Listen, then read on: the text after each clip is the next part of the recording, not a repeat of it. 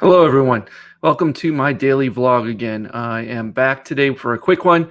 I'm getting ready to watch the Wisconsin Badgers take on the Iowa Hawkeyes here. I think tip-off is in less than, 10, 12 minutes. So this will be as long as this is going to go. I had to try to get one in today because there's just been too much going on. And I just wanted to touch base a little bit and talk about a couple things. Number one, I have some new social posting software that have been in the works for, let's say 6 months now. And we just are getting it ready to go, and it's getting close to the end. And we just got our Facebook app approved, and we can also post to Twitter at this time.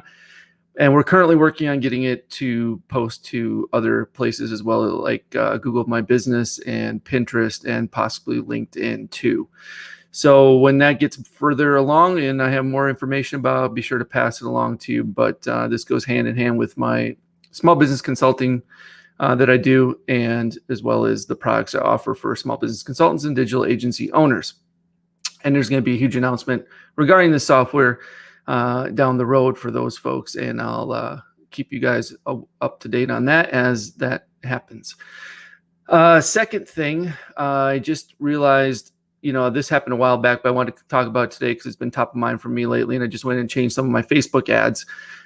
If you're running video ads on Facebook, just know that not all the views are tracked if you're using the audience network, or you're using Messenger, or you're using or placing those videos on Marketplace or Instagram Explorer or some other odd placements, right? All the different placements that are available to you in the ads manager. Now, all of them will track who's viewing, how often they viewed, all this sort of thing, and give you that data. And why that's important is because when you are doing those types of ads, you want to be creating custom audiences that are what we call essentially invisible lists of people who have interacted with your posts or ads or videos or whatever it might be, because those are going to be your warmest traffic, or whatever, whoever that is that has been interacting is going to be more likely to respond to your offers and your ads when you do present something to them and you want to sell them something. So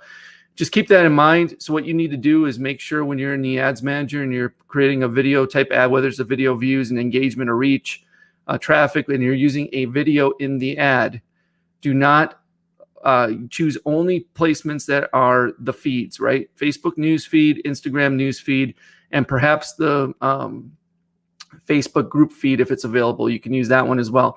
Otherwise, do not select any other placements, or you will not get all those views that you'll be paying for those other placements will never add up and never show up in your custom audiences. And you'll be like, what the F, man? Why the hell do these, are my numbers not jiving?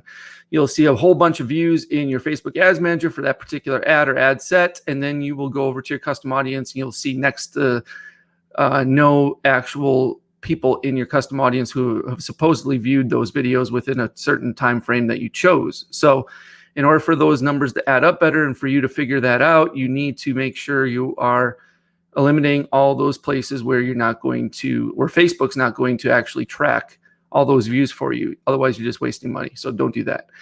On another note, I just saw, a couple days, I think it was, it was yesterday. No, it was the day before yesterday. So it would have been Tuesday. Duke had a positive COVID-19 result, and so therefore they had to forfeit their game in the ACC tournament, and then they basically are done for the season because they have really no chance of getting the big tournament without winning the ACC tournament. So they're done. And then yesterday I was a little bit heartbroken to hear that Virginia, who hit that game-winning shot at the buzzer against Syracuse, had to also drop out yesterday due to positive COVID-19 test result that came back. And then now Kansas today had to drop out of the Big 12 because of a positive COVID-19 result. So that kind of sucks for all three of those programs, of course. And I'm just shocked that more programs and more teams haven't had more positive results from COVID-19, which makes me wonder if they're actually either testing or really reporting, even though I know they're supposed to be by NCAA rules and regulations, but who knows, right? Because everyone knows if you have a positive test, you're pretty much done for your conference tournament and or your chances at making the big dance. I did hear that once you do have this happen and they do the contact tracing, that you basically have to have 7 consecutive days of testing without a positive result for everybody that's in the program or on the team. So that's the good news. The good news is only 7 days of consecutive testing without a positive, and then you're back on the court playing basketball. So hopefully all, Virginia and Kansas can both get that worked out, so they're back in and they're playing by next Thursday, Friday. Should work out for them. We'll see.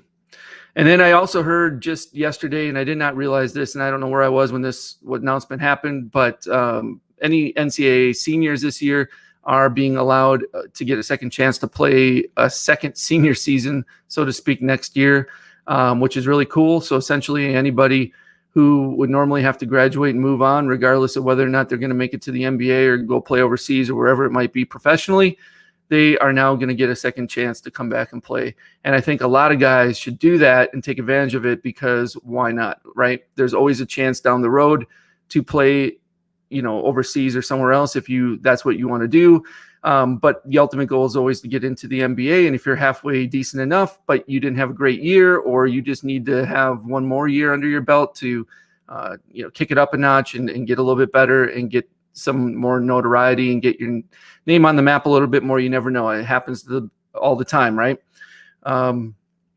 So, granted, like the Wisconsin Badgers starting 5 is all seniors with a couple fifth-year seniors in there. Those are guys that redshirted as freshmen or what have you.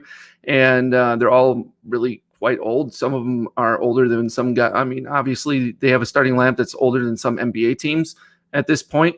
But I think all of them, if they were smart, would just come back and do it all over again next season, because I don't think any of them are going to be going to the NBA anytime soon, number one. Number two, they could all use it in case they would have breakthrough seasons, especially Nate Reavers and maybe Micah Potter, and potentially, that would really help. And, some guys' careers are going to be over almost immediately with no chance of playing professionally anywhere else if they don't do that. So you got nothing to lose. Might as well go for it. Yeah, that's my 2 cents. That's my thoughts. This was a short one. I'm going to hop off of here. I want to go watch the Badgers. Hopefully they'll upset Iowa Hawkeyes before the Hawkeyes, since they didn't beat the Hawkeyes in Iowa last week, I think it was, when they lost to them with that crazy ending. That wasn't so great, but we'll see. If they shoot better, they've been shooting better, they have a chance. Okay, so hopefully I'll be back tomorrow. If not, Sunday, my birthday, I'll try to hop on either way. And until then, have a great one, and I will speak with you then. Take care. Bye.